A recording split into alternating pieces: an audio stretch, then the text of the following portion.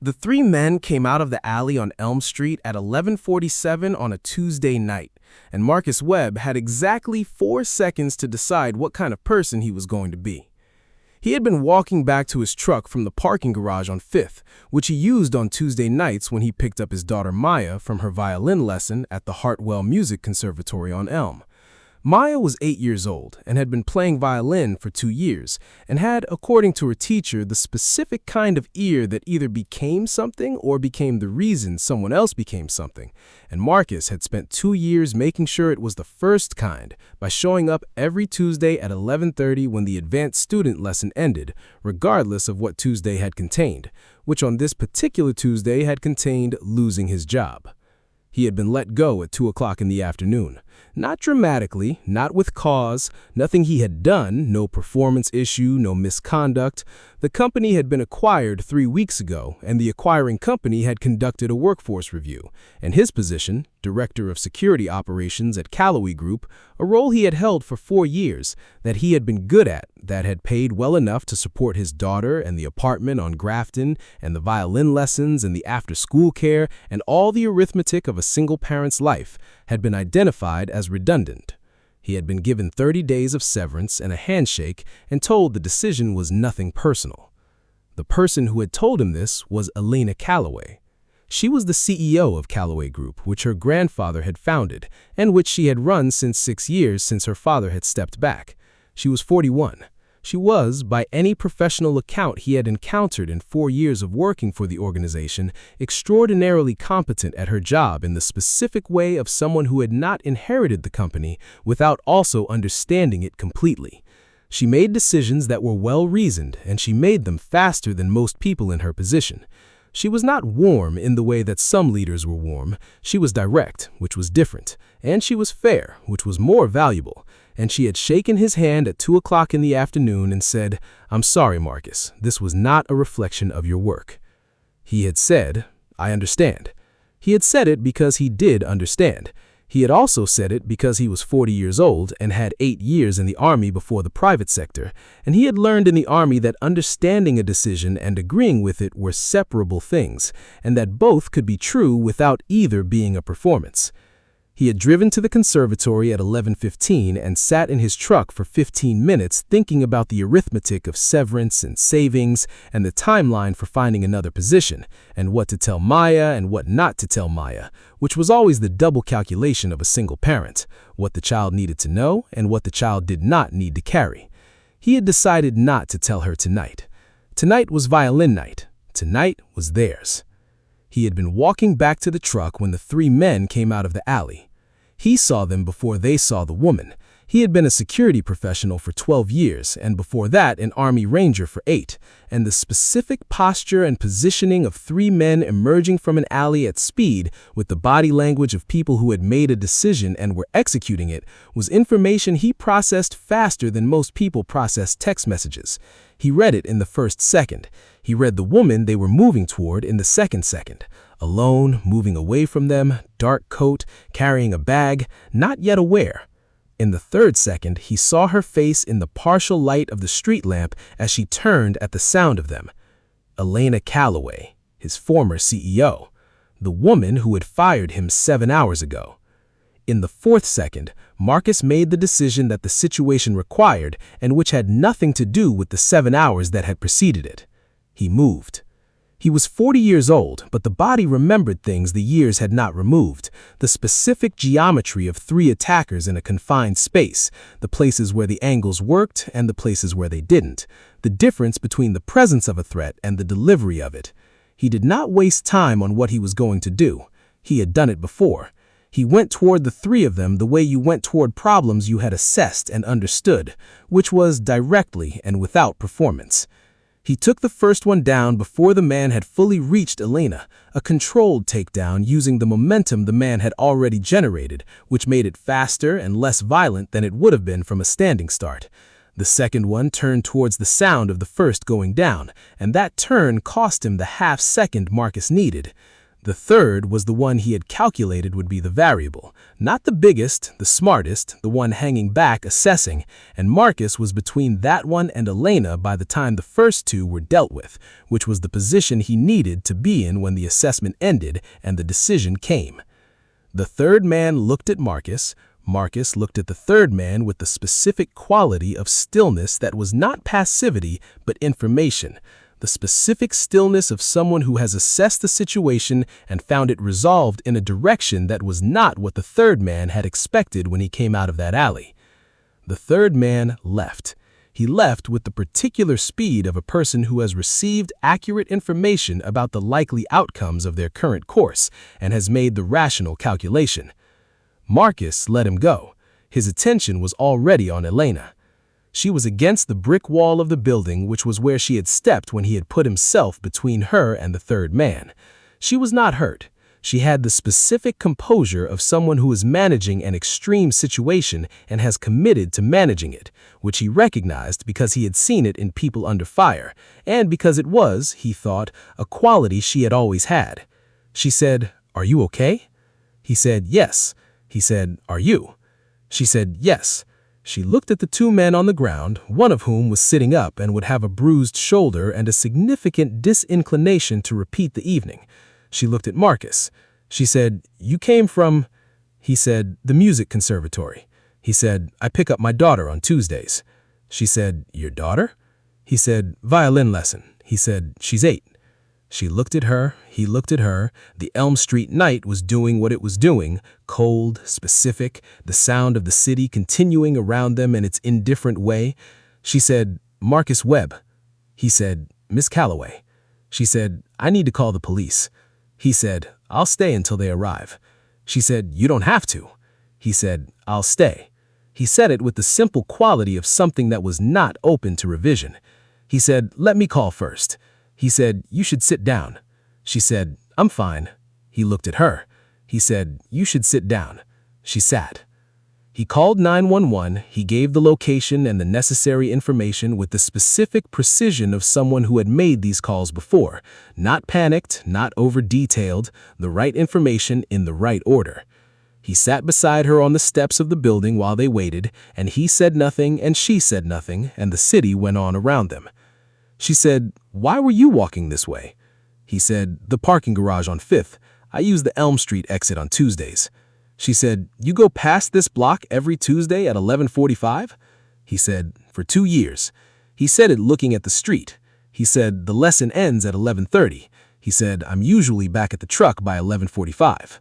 She said, "You've walked past this block for 2 years at 11:45 on Tuesday nights." He said, "Yes." She was quiet.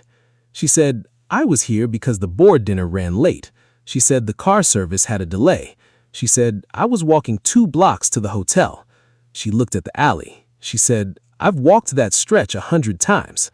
He said, "It usually is." "Fine?" He said, "Fine." He said, "Tuesday nights at 11:45 on Elm are usually fine." He said it without the addition that this wasn't, because she already knew that, and adding it served nothing. The police arrived. He dealt with them in the specific, capable way of someone who had dealt with police in professional contexts for 12 years and who understood what they needed and provided it without making the process harder than it needed to be. He gave his statement accurately and completely. He identified himself and his connection to the situation clearly. He confirms that he was employed as— he paused, that he had been employed as Director of Security Operations at Calloway Group, and that he was currently transitioning positions. She heard him say it. He saw her hear it. When the police finished the first round and went to interview the 2 men, she turned to him. She said, "Transitioning positions?" He said, "The phrasing is accurate." She said, "You were let go this afternoon." He said, "Yes." She said, "And you just—" He said, "Yes." He said it without the weight of what she might be trying to add to the sentence. He said, "What needed to happen, I did." She looked at him. She said, "Marcus?" He said, "It was the right call on the acquisition." He said, "I understand the decision." He said it with the same quality as 2 o'clock in the afternoon, meaning it, not performing it. She said, "I know you understood it." She said it with something different from 2 o'clock in the afternoon. She said, "I could tell you understood it." She said, "Most people don't." He said, "I spent 8 years in a hierarchy where the decision above your level was the decision, and understanding it was part of the job." She said, "The Army?" He said, "Ranger Regiment." He said it without the frame that some people put around military service, either the one that made it a credential or the one that made it a story. He said it as the fact it was. She said, "How long?" He said, 8 years active. He said, medically separated. He said, took a round in the left shoulder in Kandahar in 2014. He said it with the economy of someone who had said it enough times to have found the right number of words for it. He said, full function. He said, just not full function that met the standard. She said, "What do you do with that?" He said, "You build something else." He said it looking at the street. He said, "I had the security background and I had the clearance, and the civilian sector had positions that used the skills." He said, "I built the career around what I had." He paused. He said, "And I had Maya." He said, "She was 2 when I separated," he said. That changed the calculation.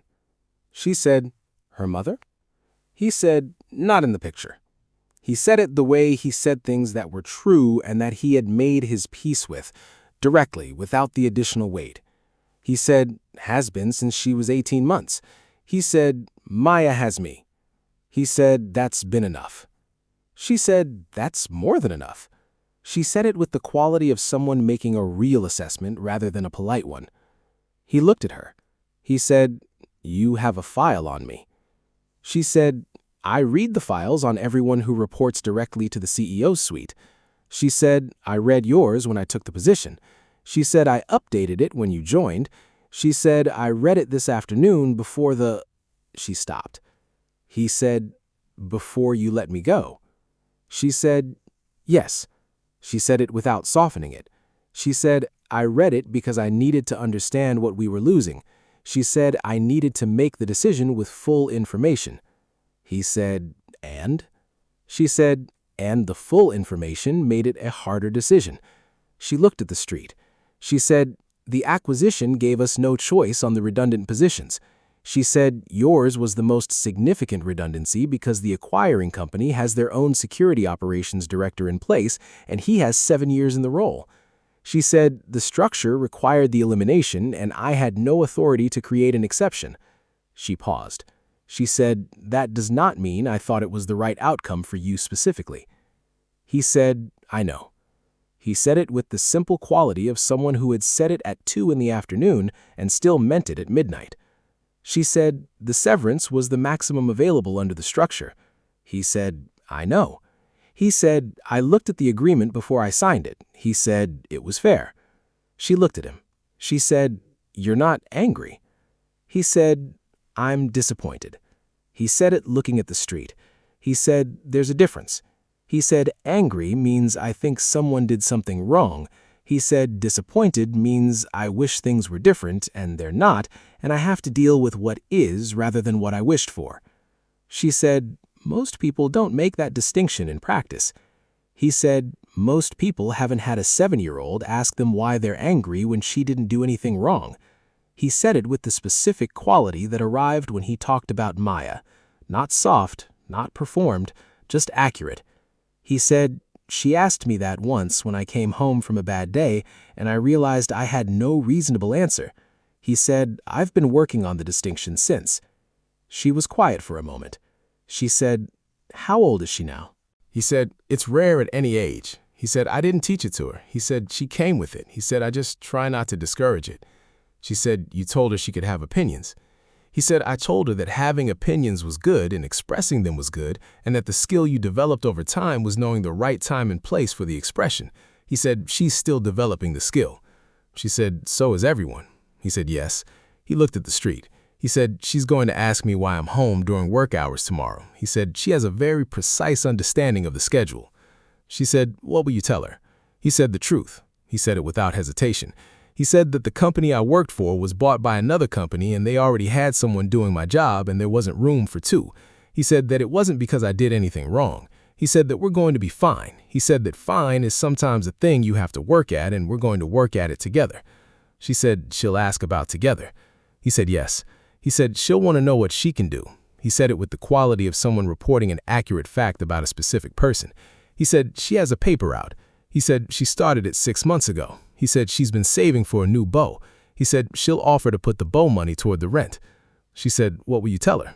He said that the bow is for the bow. He said that 8-year-olds are not responsible for rent. He said that I'm responsible for rent and I'm very good at being responsible for things. He looked at the street. He said, she'll make me shake on it. He said she doesn't accept verbal agreements without physical confirmation. Elena looked at the street.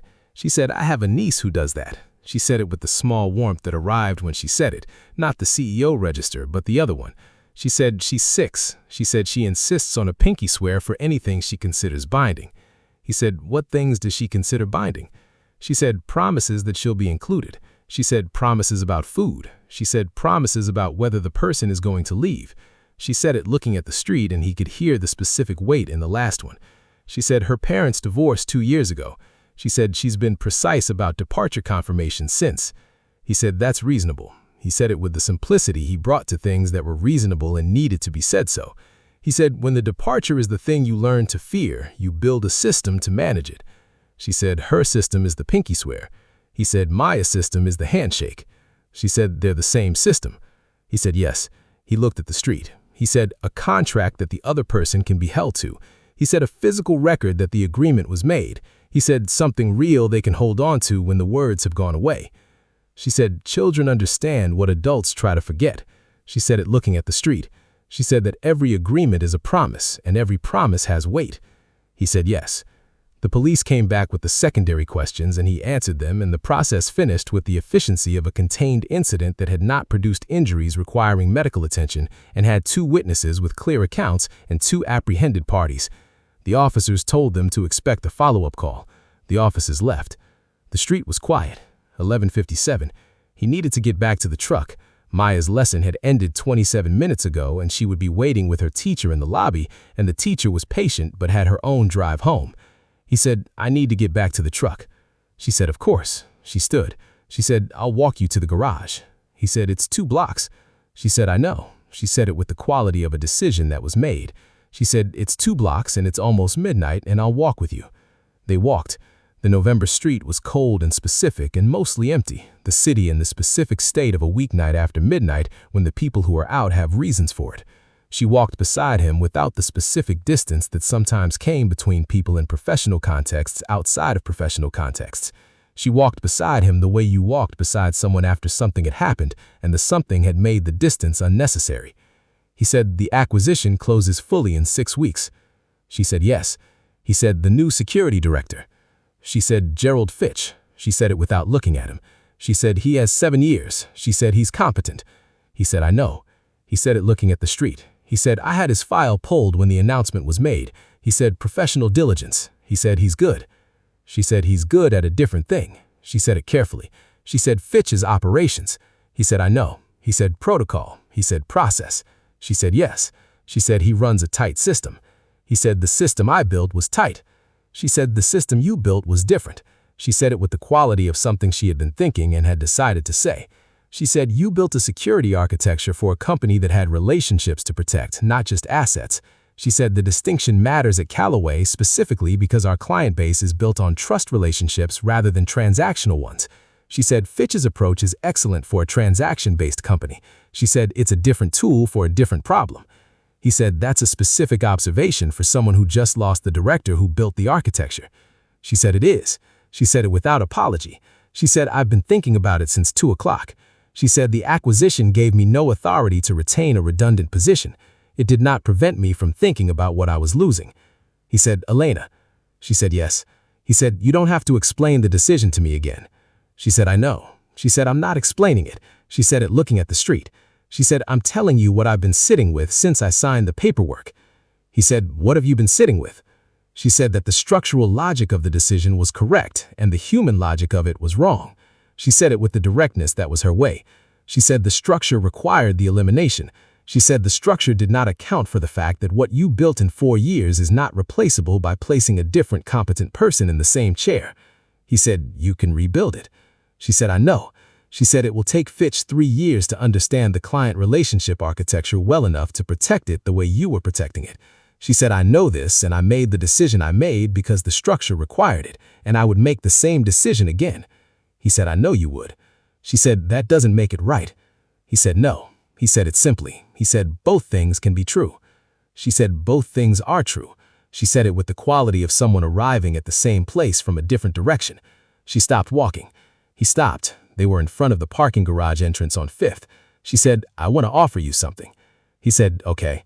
She said, the acquisition company structure eliminates the director of security operations role. She said, it does not eliminate security consulting relationships.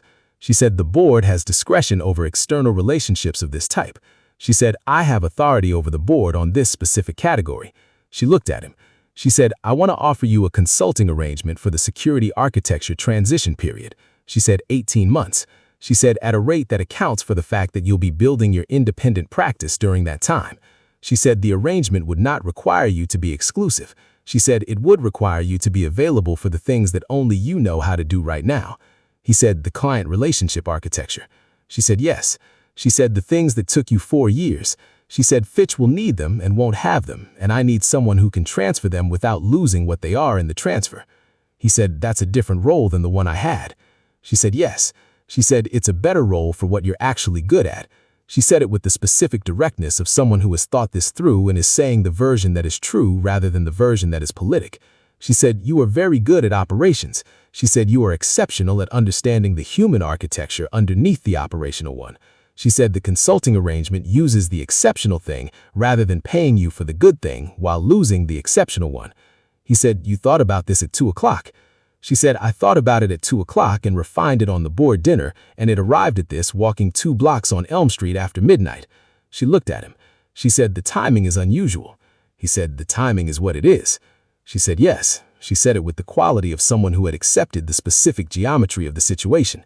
She said, I fired you this afternoon, and tonight you... She stopped. She said, Marcus. He said, yeah. She said, why did you stop? He said, because the situation required it. He said it simply, the way he said things that were simply true. He said, that's the whole answer. She said, I fired you. He said, 7 hours ago. He said, you also thanked me and shook my hand and told me it wasn't about my work. He said, that's true, and I knew it was true. He said, 7 hours ago was 7 hours ago. He said, tonight required what it required. She said, you could have walked on the other side of the street. He said, I could have. He said it looking at the garage entrance. He said, I saw what was happening. I knew what to do about it. I did it.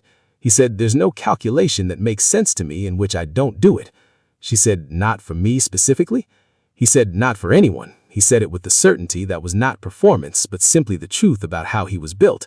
He said, the situation is the situation. He said, the person in it doesn't change what the situation requires. She said, that's remarkable. He said, that's the army. She said, no. She said it with the directness she brought to corrections. She said, that's you. She said, the army gave you the skills. She said, the decision to use them the way you use them tonight is who you are.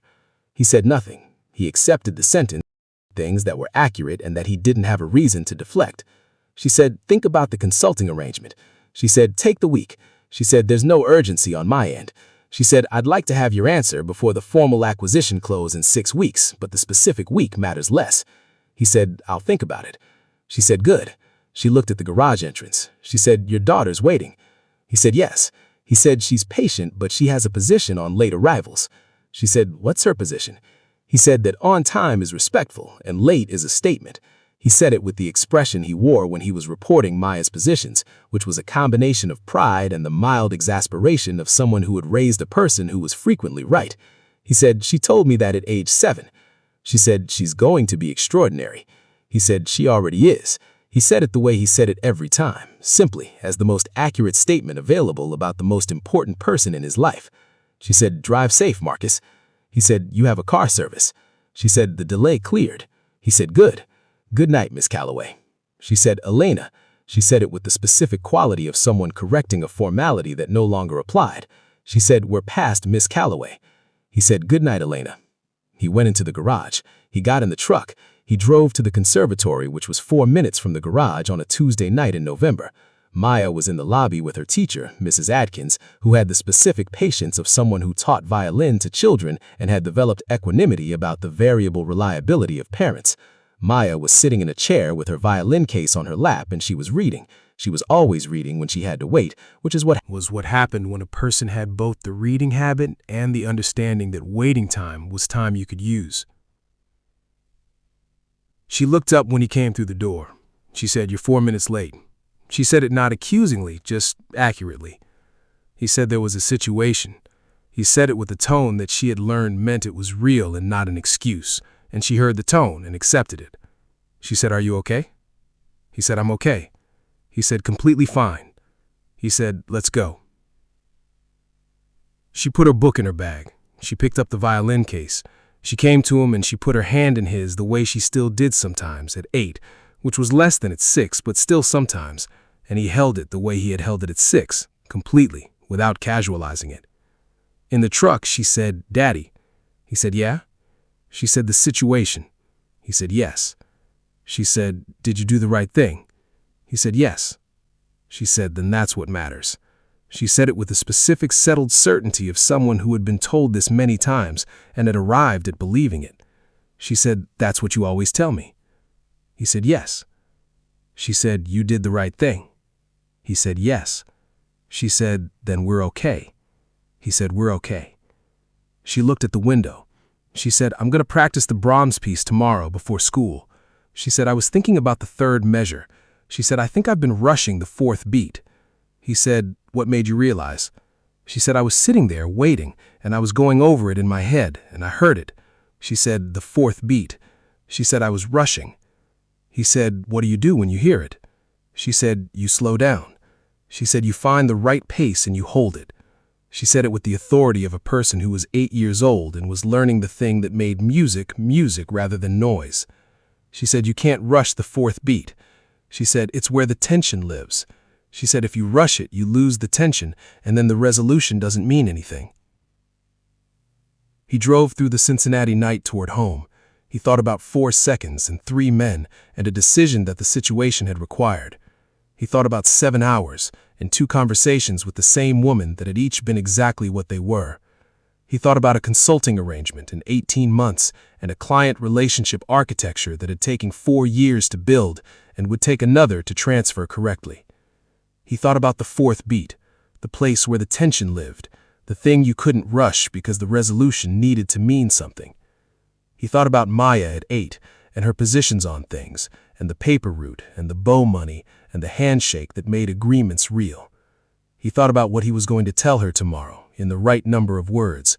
The company was acquired, someone else had the job, they were going to be fine, he was going to work at it, they were going to do it together, shake on it.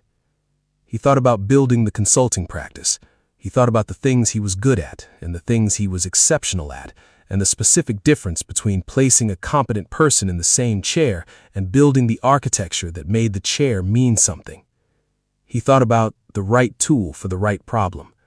He thought about the decision that required no calculation. He thought about being the kind of person you were, regardless of what the day had contained. He pulled into the parking space in front of the apartment on Grafton. Maya had fallen asleep in the back seat, which happened sometimes on Tuesday nights when the lesson ran long and the week had been full. The violin case was on the seat beside her.